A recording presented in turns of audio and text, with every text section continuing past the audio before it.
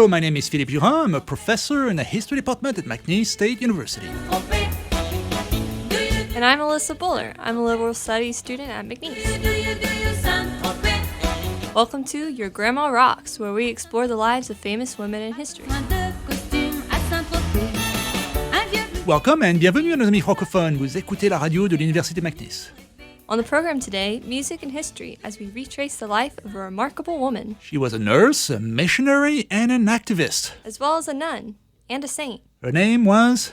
Mary Teresa Bujaxu. Wait, what? Better known as Mother Teresa. Oh, I know her. Along the way, we'll be featuring a variety of music with themes from Mother Teresa's life. You mean like Christian rock and such? Yeah, stuff like that. Well, that's new for us. We've had a lot of rock oldies on the show, as well as some obscure world music pieces, but not any Christian music so far. But today is your show, you wrote the script, so let's go for it. What was your first pick? First up, we have Follow You Anywhere by Passion. You make it easy to love you. You are good and you are kind. You bring joy into my life. You make it easy to trust you.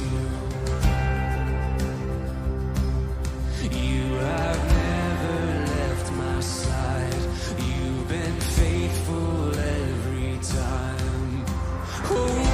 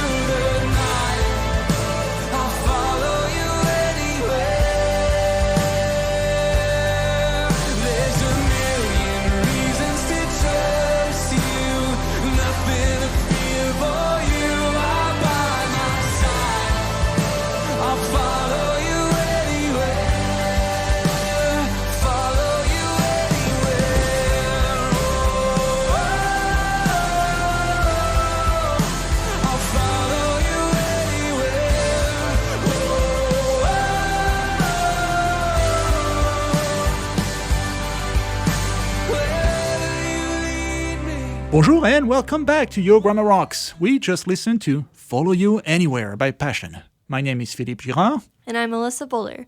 On the program today, the life of Saint Mother Teresa of Calcutta. So if I remember well, she was not from Calcutta, right? Or even India for that matter. No, Mother Teresa was born in 1910 in the city of Skopje. Skopje, that would be in Macedonia today in the Balkans, not far from Greece. But if I remember well, that country did not even exist in 1910. When Mother Teresa was born, you said 1910, Macedonia would have been part of the Ottoman Empire, that big empire centered in Turkey. So I'm a bit confused. Most people in the Ottoman Empire were Muslim, as I recall, and I assume that she was not? That's a safe bet. She came from a Catholic family. The reason why I'm asking is that she came from an Albanian family, and most Albanians are Muslim today. She may have been ethnically Albanian, but she was Catholic. At any rate, she didn't stay in the Balkans for long. After all, she later moved to Loreto. It's a convent in Dublin, Ireland, which housed the Sisters of Loreto. She entered it when she was 18. So 1910 plus 18, that's 1928 then. By that point, Ireland was no longer a British territory because, well, that country had just become independent right after World War I. But then she moved again. The Sisters of Loreto eventually assigned the new nun to teach in India, where Teresa's life would change forever. All right, India then. That country was still British colony at the time. Just out of curiosity, how do you go from being an Albanian girl to being a nun in Ireland and then going off to India like that? It was not the most obvious career path for a girl growing up in a Muslim environment. Well, she was always very religious as a child. She was especially fascinated with missionaries. Okay, that makes more sense now. Still, going off to Ireland or India, that means cutting yourself off from your roots, right? It did. She never saw her mother and sisters after that. Wow, never? What about her dad? He died when she was young. Well, I know that the monastic lifestyle is one of isolation, but I would have a hard time forsaking my whole family like that. I guess that's why I'm not a monk. But we have now gotten to India, right? Right. That's where she took her solemn vows in 1937 in Calcutta. Well, I know it's traditional for nuns to embrace a new identity when they take the vows. So is that when she changed her name from Mary Bojaxiu to Mother Teresa? Yes, it was in honor of Saint Thérèse of Lisieux. Oh, I know her. I grew up in Normandy, just 10 miles from where Sainte Thérèse was born. So that name is normally spelled Therese with a bunch of French accents, not Teresa. Well, another nun had already picked the same name, so Mother Teresa decided to go with the Spanish spelling instead. Okay, that makes sense. So far she's just one nun, one of the Sisters of Loreto. So what set her apart from the rest? Well, when Mother Teresa was in India, she experienced what was called a call within a call. She felt the Lord calling her to begin a religious order that is now known as the Missionaries of Charity. Mother Teresa felt God's call to love and serve the poor, and when her bishop approved of her new order, she began to do just that. Well, she sure had her work cut out for her. Calcutta is a bustling metropolis with some of the poorest people on earth. You're talking millions of people living in utter misery with some very limited access to healthcare. While Mother Teresa did have homes for the suffering, her main goal was not to provide medical care, but to provide love. Some people did have a problem with this and criticized the conditions of the Missionary of Charity's home. Well, I heard about that controversy, so we'll have to get to that in a second. But first, let's do another break with another song. What is next on your list? This next song is by Matt Meyer. It's called Least of These. I'm a stranger in a foreign land, passing through. When will I be home again? You remind me nothing here is permanent but your words and your faithfulness. I was hungry, I was thirsty, I was weary, you led me in. When love became a refugee, he became my refuge. When love became a prisoner, he set me free. The widow and the orphan became the bride and children. When he stole my heart between two thieves, that's when love became the least of these.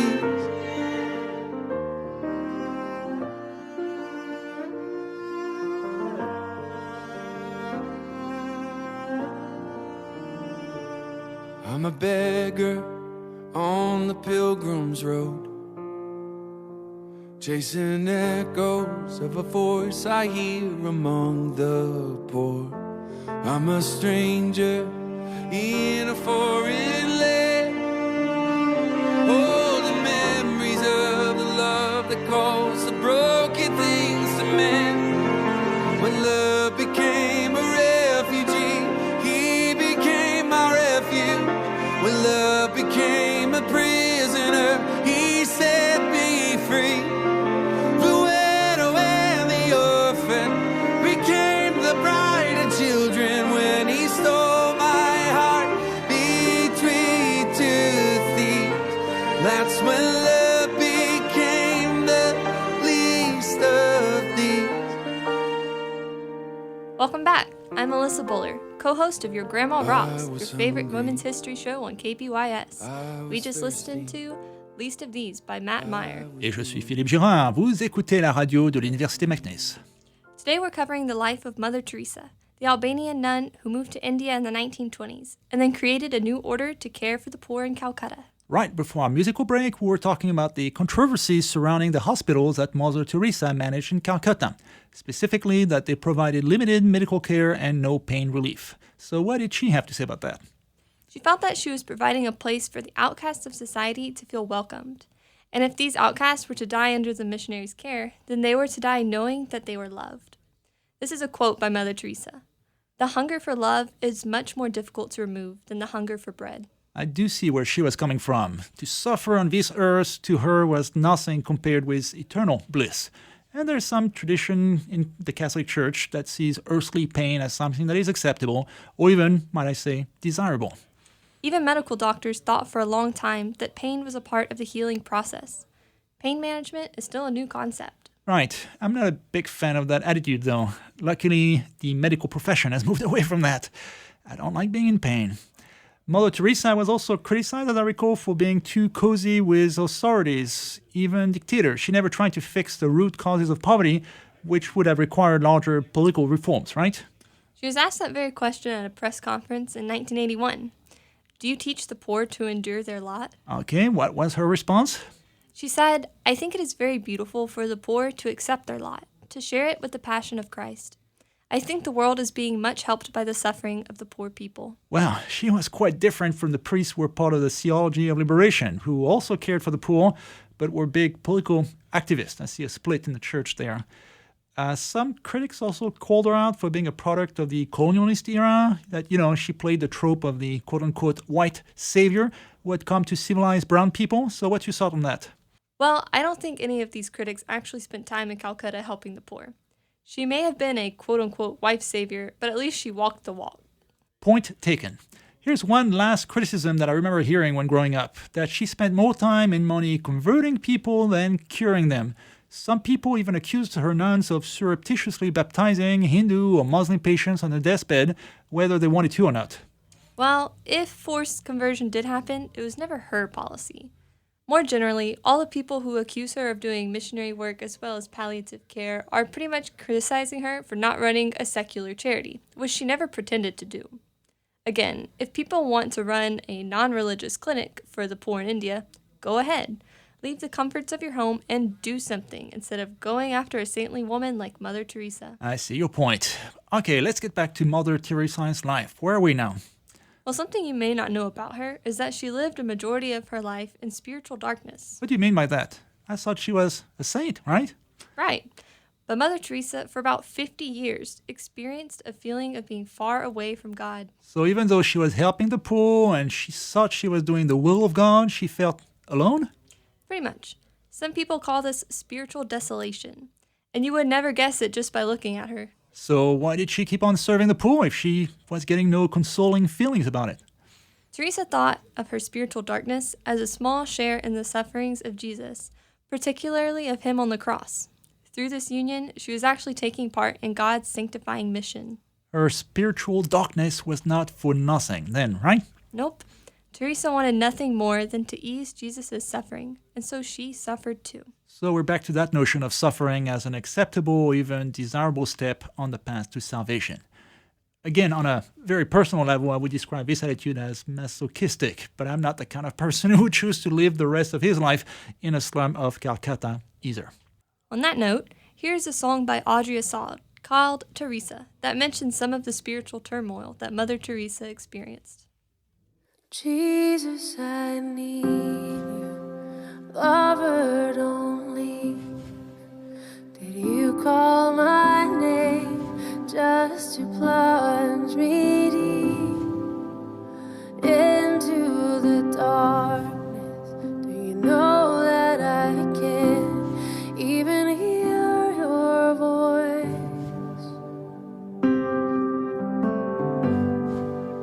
Accusers around me on every side, whispering to me that I'm willfully blind.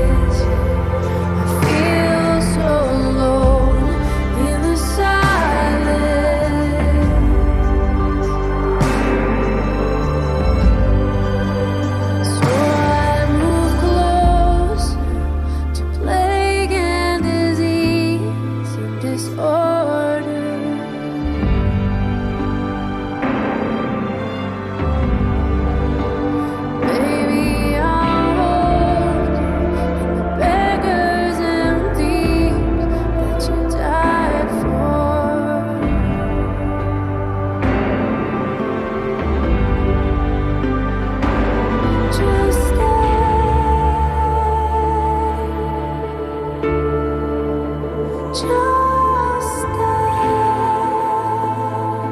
Bonjour à tous and welcome back to Your Grammar Rocks on KBYS. This was Teresa by Audrey Assad. Je suis Philippe Girard. And I'm Alyssa Buller. Today we're covering the life of Saint Mother Teresa of Calcutta. Mother Teresa was known for her efforts catering to the poor and the sick in Calcutta. And the unborn, too. Wait, what? In 1994, when Mother Teresa was invited to speak at the National Prayer Breakfast by President Clinton, she gave a speech on the right to life. Now, the speech wasn't exactly expected by the Clintons, or welcomed. At the end of her speech, the crowd erupted into applause, but certain individuals, including Bill and Hillary Clinton, did not clap for the nun. Well, I could see how. Roe v. Wade is like the third rail of American politics. People have very strong opinions for and against. Generally, the Democratic Party is in the pro-choice camp, so I see how the presidential couple would refrain from being too supportive. Realizing how rudely he behaved, President Clinton apologized to Mother Teresa after the breakfast, and Hillary made a comment the next day. Hillary wasn't convinced of an unborn baby's right to life, though. And notice one thing, you use the term unborn baby, because we did a show recently on Gloria Steinem. She was a big pro-choice feminist in the 60s and 70s, and she used the term fetus instead. And that's interesting how far apart people seem to be on the abortion debate, that they don't even use the same words. You mean that we don't just talk past each other, but we speak a different language? Exactly, yes. But back to Mother Teresa and Hillary. Did they eventually patch things over? Yes, the two actually continued to have a relationship for years. Teresa was also insistent on helping children through adoption and foster care, and repeatedly asked Hillary to open a quote-unquote center for babies. Hillary actually did help her with this, and in 1995 was at the opening of Mother Teresa Home for Infant Children. Interesting. As you may have guessed by now, I don't always agree with the anti-abortion camp. Or rather, pro-life. Yeah, we're speaking a different language again. As I said, I don't agree with people who oppose reproductive rights, but I respect their opinion as long as they see it through. I hate it when politicians who oppose abortion, but then they also want to cut funding for healthcare, WIC, Head Start, or Medicaid. If you insist on bringing more babies into this world, then you need to care for them after they're born. So I'm glad to hear that Mother Teresa was consistent on that point. At least there was one thing that she and Hillary Clinton could agree on. They did work on that issue together. And when Mother Teresa passed away in 1997, you want to guess who came? Let me guess. Hillary Clinton? Fascinating, isn't it? Mother Teresa must have been a compelling presence. She must have been. Hillary said that Teresa was always unerringly direct when she talked, and described her as tiny, forceful, saintly woman. Tiny indeed. She looks small in those photos. 5'0". That's a lot of holiness in such a small body. Yeah, it is. Well, time for another song, I think. What is next on your list? Up next on the show is a song by Mark Schultz called What It Means to Be Loved. Get ready, this one's a tearjerker. 5 months, 8 days, my wife and I had waited, getting ready for our baby girl. But when he called, the doctor said, I need to see you, and could you come in soon? And something died inside of me to sit with him and hear a test that said our baby may not live to be a year. And turning to my wife, he said, what do you want to do?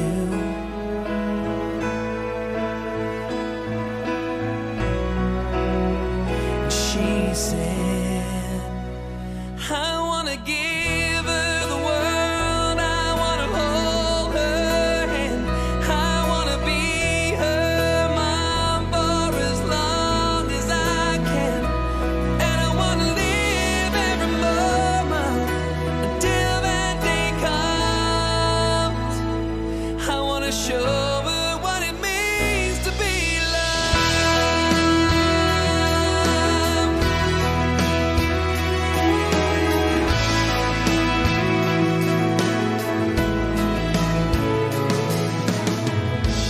so we spend each day watching every minute and praying for our baby girl. And I will not forget the way I felt that moment she came into this world. But they took her from the room just as soon as she was born. And watching through a window, I could see her holding on. When a voice inside me said, I wanna give her the world, I wanna be her dad, I wanna hold her close for as long as I can, and I wanna live every moment until that day comes. I wanna show her what it means to be loved.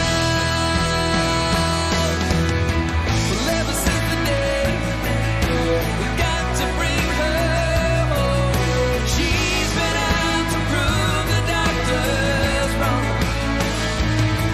Oh, you should see her now. She's as pretty as her mom. And there's a boy at the front door waiting just to take her to her high school prom. And he wants to give her. That was What It Means to Be Loved by Mark Schultz. You're listening to Your Grandma Rocks on KBYS. I'm Alyssa Buller. Et je suis Philippe Girard. Today we are retracing the life of Mother Teresa of Calcutta. Before our last break, we saw her grow up from a little girl in Macedonia to a nun in Ireland and India, and then to a world-renowned advocate for the poor and the unborn who rubbed elbows with the U.S. President and a First Lady. I do have a question. How did this woman, so immersed in the poor in Calcutta, India, become so well known throughout the world, even in her own day? Well, after establishing the Missionaries of Charity in Calcutta and encouraged by Pope Paul VI's decree of praise, Mother Teresa began opening facilities internationally. Facilities like orphanages, homes for those with HIV/AIDS, and a leper colony. Later, she received the Jewel of India and the Nobel Peace Prize. Didn't her Nobel Peace Prize speech spark some controversy, though? Sure did. Teresa used her platform to voice her stance against abortion and birth control. Some people really didn't like that, but the Catholic Church doesn't believe in those things, so I don't see how this was such a shock to people. Well, to pick up on the conversation we had earlier, I think it's a matter of consistency. I can understand how people would oppose abortion because it is a very complicated moral issue. But then to reduce cases of abortion, it seems to me that you would have to promote contraception in the first place. If you oppose contraception and abortion, in my view, you're essentially forcing women to have babies whether they want to or not to mention the risk of spreading STDs like HIV. So how did she justify her stance against birth control as well as abortion? Well, the Church teaches that when a man and a woman make their marriage vows, they promise to be open to life. Preventing life from forming, or killing a life that has already been formed, is inherently opposed to that teaching. Interesting. When I teach history, I always tell my students to learn empathy. Like feeling sorry for others? Not really. It means being able to see things through the eyes of another person. So if I study the Nazis in World War II, do I have to think like Hitler? In a way, yes. You have to try and understand his Weltanschauung. Now for sure you're talking a different language. Well, that means his worldview in German. And I'm not saying that you have to agree with Hitler. Far from it, of course. But just think like him for a second so that you can better understand why he did things the way that he did. That seems like a difficult mental gymnastic. It is, but it's very useful to understand difficult issues like the abortion debate. I come from a secular worldview, so I base my arguments on things like, medical necessity or women's rights. Then I forced you to examine Mother Teresa's worldview, which was based on scripture and the teaching of the Catholic Church, and that allowed you to understand her policy stance. Right, it forced me to get out of my own comfort zone. So back to her. After a life of serving the poor and speaking out, when and how did Mother Teresa die? Mother Teresa died in 1997 at the age of 87 due to poor health. That's still a pretty remarkable age considering that she was born in 1910, she lived through 2 world wars, and she spent her adult life in a slum in Calcutta. By the way, when did she become a saint? To become a saint in the Catholic Church, one has to be dead for 5 years and then have miracles associated with their intercession. For Teresa, those miracles were the healing of an Indian woman from a tumor and the healing of a Brazilian man with a brain infection. Pope Francis declared Mother Teresa of Calcutta a saint on September 4th, 2016. Great, let's celebrate this with a song. Up next, we have Josh Garrels with Home at Last. Who is there at the end of lonesome roads? Oh, There's a hope, there's a home, place to rest where wounds get dressed, the table's full. The sound of laughter in the halls, light the fire, gather round, join together, sing it loud, raise the glass and joyful beat, home the last one family.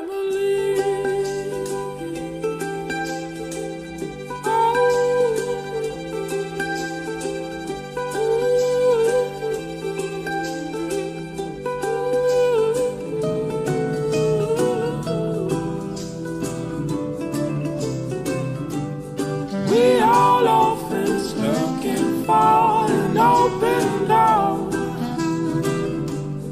Hard times come no more. Come on up to the house of the Lord. Father helps us all. Light the fire, gather round, join together, sing it loud, raise the glass and joyful beat, only last one family.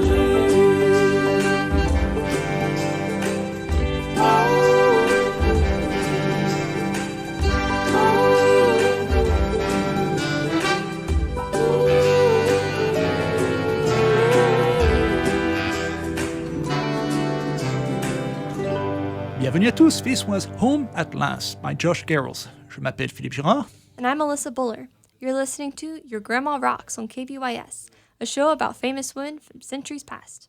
Today we retrace the life of Mother Teresa of Calcutta, nun, activist for the poor and the unborn, and now a saint. In this show, we like to finish by examining the legacy of the woman that we cover. So how did she change the world in the long run? If you weren't aware, the religious order that Mother Teresa started, called the Missionaries of Charity, is still around today. According to their website, they have 5,150 sisters, serving in 758 houses in 139 countries as of 2015. So tell us, what exactly does a day in the life of a sister in that order look like? Well, for the sisters in Calcutta, their day starts at 4:40 a.m. and Wow. includes mass, prayer, and, of course, serving the poor and dying. They also get an hour of recreation time. 1 hour of recreation time? That seems like a lot of fun when you woke up at 4:40. What about the sisters? Can they ever see their families? In Calcutta, they're allowed visitors once a month and can go home for every 3 weeks every 10 years. Every 10 years? Wow. So being a nun in that particular order is not for the faint of heart, right? Absolutely not. But if you're not interested in joining them, you can always volunteer with them. Did you know that the Newman Center at McNeese takes a mission trip to the Missionaries of Charity House in Atlanta every spring break? I did not know that. As I mentioned earlier, I'm not a religious person, so this is all kind of an alien world for me. Did you ever go? I personally never went, but I have friends who did and had an amazing time. Can you imagine how much love they brought into this world? All because of one woman following God's call, Saint Mother Teresa of Calcutta. Well, love. That is one thing that we can all agree on. We'll end on this note. Thank you.